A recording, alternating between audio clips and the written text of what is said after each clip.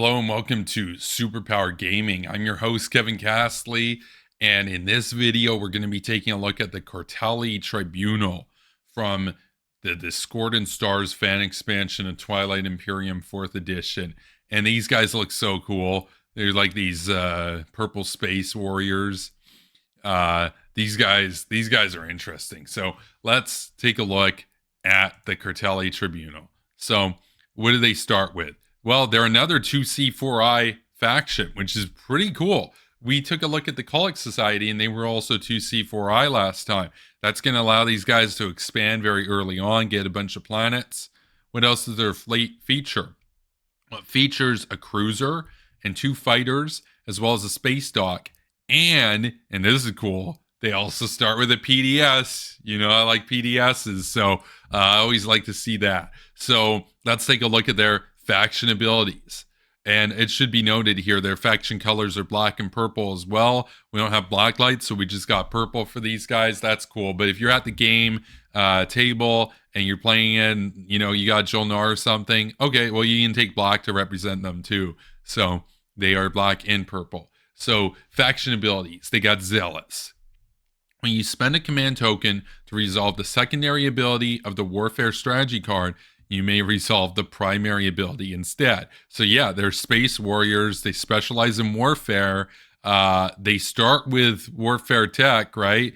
They already got plasma scoring in there. These guys are here to do some damage and win some battles. So that is very cool. And they also have Ruthless. The start of a ground combat on an exhausted planet you do not control, you may produce 1 hit and assign it to one of your opponent's ground forces on that planet. So if your opponent has already used their planet, basically, like later in the round, if you go in after they've already done a bunch of turns and they've used that card for their planet to, produce or something, that's good, because that means that when you go in there now, you've waited for them to use it. You're like, well, I'm gonna go and take that system, but it's not exhausted yet. I'm gonna wait for them to use that for something.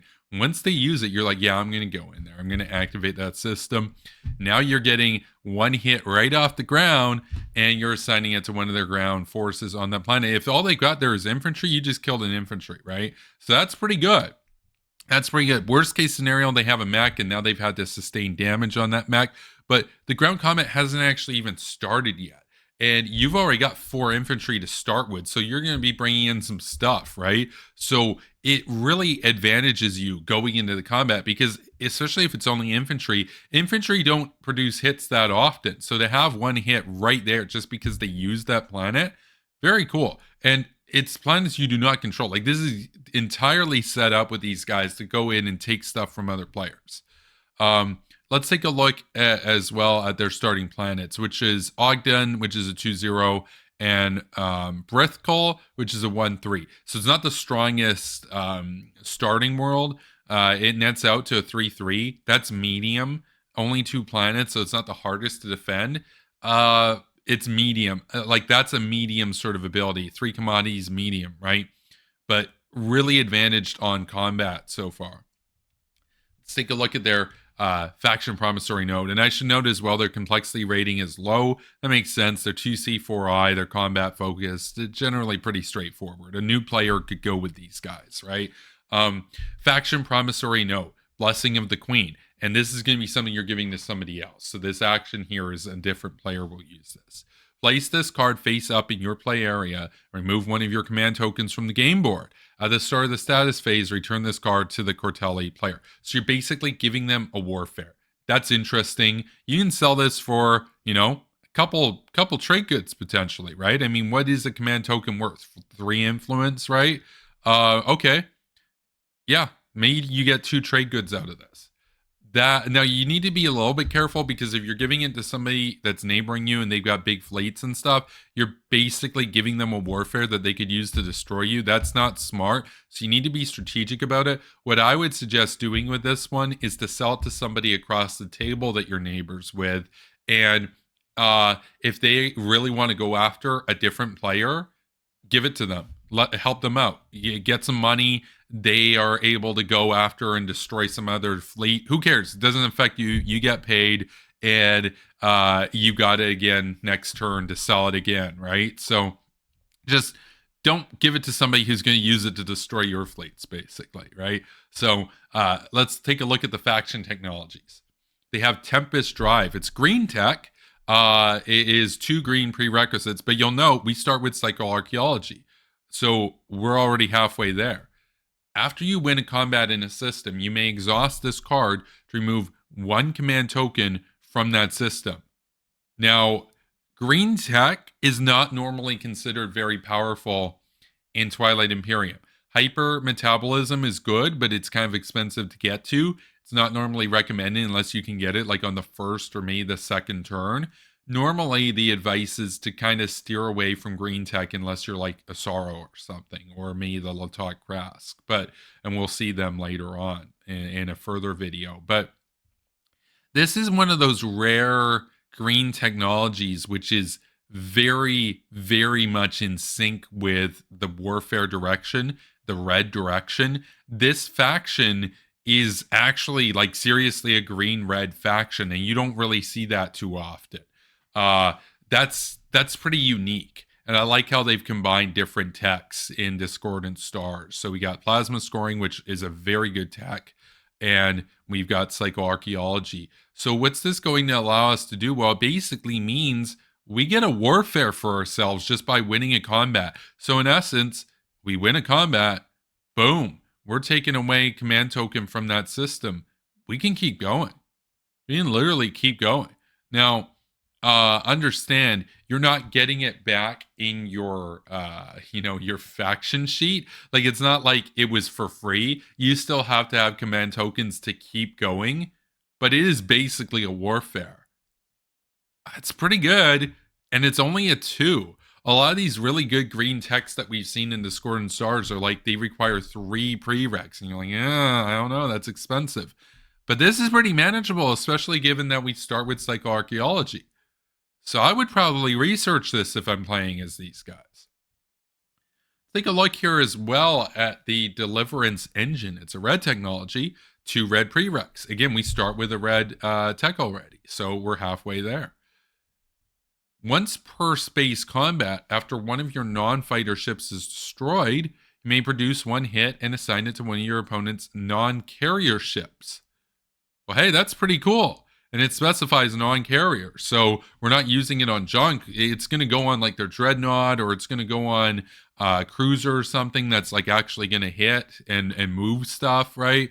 That's pretty cool. So you do have to lose a non-fighter ship, but look, if we're doing a lot of combat, we understand, live by the sword, unalive by the sword, right? You're going to be losing ships in the game.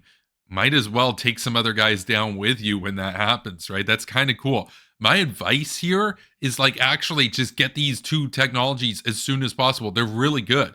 They're really good technologies. They blend in with the red-green strategy. And then afterwards, we can go into hypermetabolism, and we can go into the assault cannon.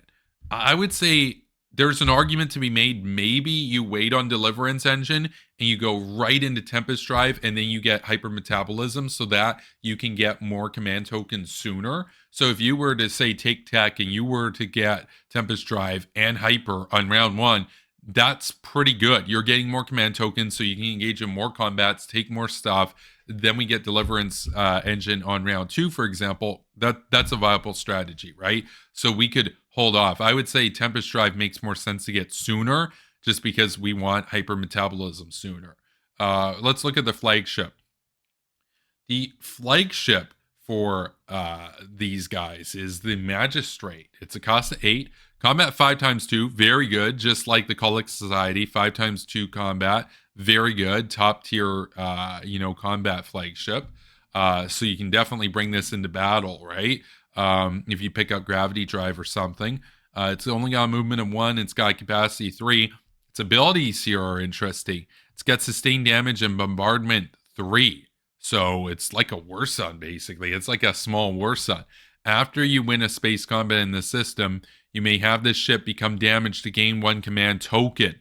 Now, that's interesting, because what that allows us to do is, if we've stalled out our combat and other people have passed, so they're not going to come and destroy us while we're weak, If we waited until they've passed and we're still going and we go in and we hit stuff, and we've potentially got hypermetabolism by now by the time that we brought this out. So we've got more command tokens than other people. Maybe we get a lot of leadership, right? So we're the last player standing. We go in to a space combat and we win. Guess what? There's no downside then to just damaging the magistrate and picking up an extra command token, which we could put in our strategy pool, expand our fleet size, right? Maybe save into tactics, right, for next round. Or not necessarily the last player to pass. Maybe our friendlies still can move, but we just want to make sure that our enemies can't attack us after we do this, because if they still have moves after and they haven't passed and we do this, they can come in and just destroy our flagship. So that's not optimal. You want to do this once you're pretty certain that the hostiles have no possibility of being able to attack you. Then there's no disadvantage to damaging it. And then repairs at the status phase, and then we get to do more combat. So understand, if we grab hyper and we do this and we consistently win combats near the end of the round, what we're doing is we're potentially getting an extra 2 command tokens every round. If we combo this, or like if we build this pretty early on, we can get like 8 or 9 extra command tokens, all else equal, just as a matter of getting hyper out and getting our flagship out early. So that's pretty powerful. Now, things have to go right for us in order for us to do it, but the potential is there. Our mech is the Justice Car. This unit cannot lose its planetary shield. It has planetary shields. They can't bombard. Any planet we put this guy on, they're not bombarding. That's kind of cool. That's unique. It's got a cost of 2, and it's got a combat of 5. Normally, mechs are a cost 2, combat 6. This guy's a 5. So not only is it more powerful on the ground, it protects the entire planet in a force field where they cannot bombard it. Very cool mech. I would say get your 4 mechs out as you do and spread them out. Don't have them all on one planet. Have them out on multiple planets so that you have a big planetary shield protection network in addition to the PDS that we're going to be bringing out as well. So we are strong on defensive. We're also strong on offensive. Now let's look at the leader suite. And man, this might be some of the coolest looking leader suite in the entire Twilight Imperium 4th edition universe. Like at almost 60 factions. These guys look so cool. So we have the agent. This is Queen Lucrea, Atonement and Punishment. And she just looks epic. She's got like this like blue fire flames coming out of her head. She unlocks at the game start, and her ability is when a player wins a ground combat, you may exhaust this card to allow that player to take 1 relic fragment their opponent owns at random if able. So that's another element to factor in with the Tribunal here, is that when we go in and we do our combats and stuff, yes, we want to have our flagship in a space combat near the end. We also want to win a ground combat, and we want to do it against somebody who's got relic fragments. So this would be really fun to bully the Nazroka player with, for example. That could be a lot of fun. Potentially the Imperium, if they're in the game too. They're getting relic fragments out there, colorless ones. We just take it. We just steal it. That's really cool. Very, very easy way to make enemies. But here's the thing. We're going to be going after people that we're already kind of at war with, right? So by the time we're using this, we've already made that enemy, right? So might as well take their relic fragments too. Let's look at the commander. Wow, the commander looks so cool. This is Queen Lorena, or Lorena. Destroy the last of a player's units in a system. So the unlock to bring her out is we just need to win completely a combat. So on space and ground. So we go after a 1 planet system, maybe a legendary planet. We win. We take the ground. It's over. We've unlocked her. What she let us do? During the first round of a combat, you may cancel 1 hit produced against your units. Not the most powerful thing in the game. Also, given that we're doing a lot of combat, pretty useful for us. So, we'll take it. Let's look at the hero. This is Queen Nadalia. Life and death. Have 3 scored objectives.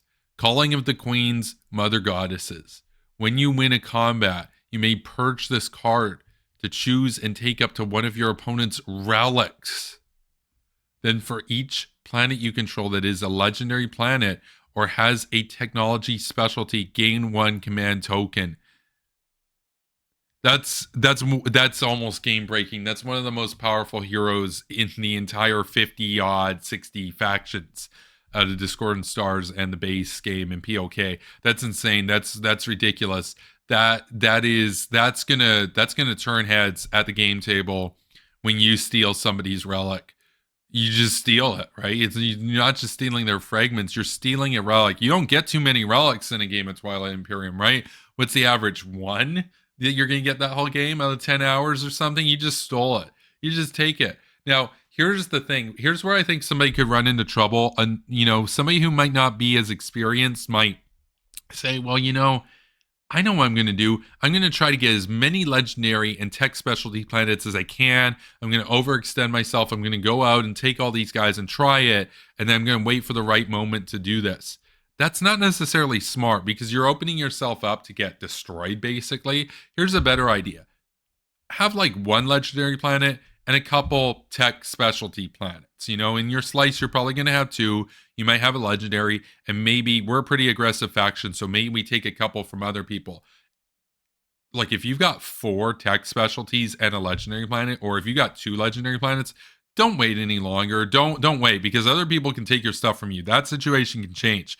Don't just try to like optimize it where you're like, ooh, well, if I do this and I do that and I do that, I could have 6 and then I'm going to pop this. No, because it's too risky. You might lose everything doing that. You don't want to wait. You want to play this pretty early because that relic's going to help you in the game. It's not only going to help you, it's going to hurt your opponent by them not having it. So the sooner you can use this, the better.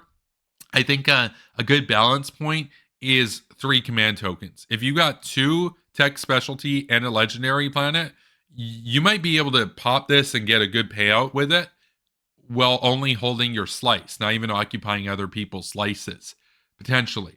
If you're a little bit more risky, okay, maybe you take like 1 planet here and 1 planet there, and now you're getting 5 command tokens, but don't get too greedy with it, because if you're like, well, I'm only going to pop it when I've got like 6 that I can get, other people might destroy you before you can get there, and then you've got nothing. And now you didn't get to steal their relic. So, or you might be like, okay, well, now I'm just going to have to use it, and I've only got 2 left because they came after me. No, just do it when you've got 3 or 4 or 5. If you do it with 4, that's great. Yeah, you could potentially do it with 6. Okay, but like, you got to set up everything right, and by then you're taking too long. You want this thing earlier. I would say, 3 command tokens is good. It's like a free leadership, right? So getting the relic alone, taking it from them and giving it to yourself hurts them and helps you. The command tokens, don't overthink that. They're nice, they're awesome, they're cool. But you're going to get more command tokens. You might have hyper. You're going to do the combat thing. You're going to have other command tokens. Don't let that be keeping you from using your hero early on. Use this as soon as you can, right? And, maybe if you've only got 2, maybe you wait until you can get 3 or something. But if you got 3, just don't wait to try to get 5 or something unless you know you're going to get them. But understand, the longer your opponent has that relic, that means they can do stuff with that relic, and you can't do stuff with that relic. Just use it. Use it. Get some command tokens, right? It's a really powerful hero. So that is the Kortali Tribunal. I like them. They're awesome. They're really cool. I didn't really give him much consideration to them before really looking into it for this review. And I think, especially for a newer player, they're pretty straightforward. I like how aggressive they are. I like their aesthetics. I really like their aesthetics. I think their aesthetics are probably my favorite part of this. They're all like purple warriors, basically. No, I think they're cool. With that, we're going to wrap this up here. So be sure to subscribe to the channel here at Superpower Gaming.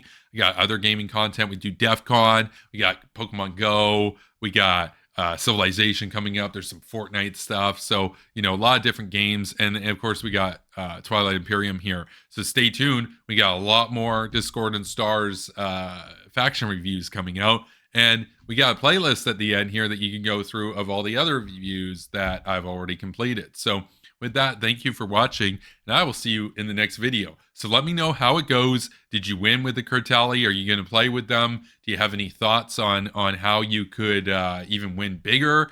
And with that, I'll see you in the next video. So take care and stay based.